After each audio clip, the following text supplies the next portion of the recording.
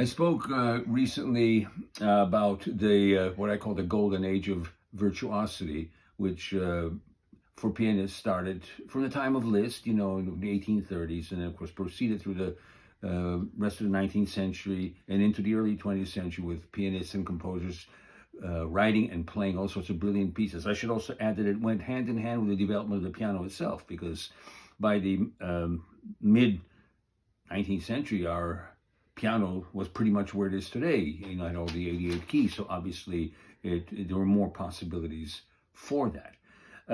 But Franz Liszt is the one who really started this whole thing. The piece you're going to hear now is one which really established his reputation, one of the ones. It's a piece, very brilliant piece called Grand Galop Chromatique. The galop was a popular quick dance in the 19th century. It's called Grand Galop Chromatique because the melody moves by adjacent notes, or what we call the chromatic scale, chromatically. It was written in 1838, and Liszt played it as an encore in various concerts. He called it a real rouser for the audience. It's a very trite melody, but it is fire and smoke all the way. Very short, it's maybe about 4 minutes in length, extremely muscular, and like I said, it gave a lot of success to Liszt, and it was one of the things which established his reputation. Now, Liszt was okay with performers sometimes altering things within his compositions, and in playing this piece, I actually did a couple of changes in the middle of it.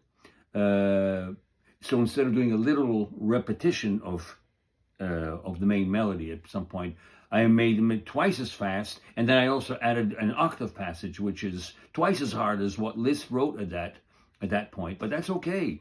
And in fact, that I think adds to the spirit of what I call the golden age of virtuosity. So I think that it's a perfectly fine thing to do. It adds a little more smoke and fire, if I may put it that way.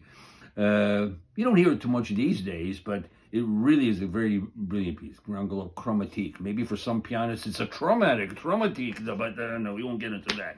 Chromatique, the chromatic scale, because of the way that the melody is organized. This is from a local performance I actually did at a function right here in Youngstown only a couple of months ago.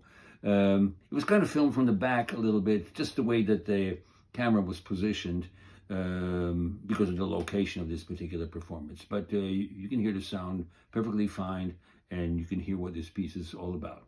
So I think it's a kind of piece which epitomizes this golden age of virtuosity. Liszt's Grand Galop Chromatique.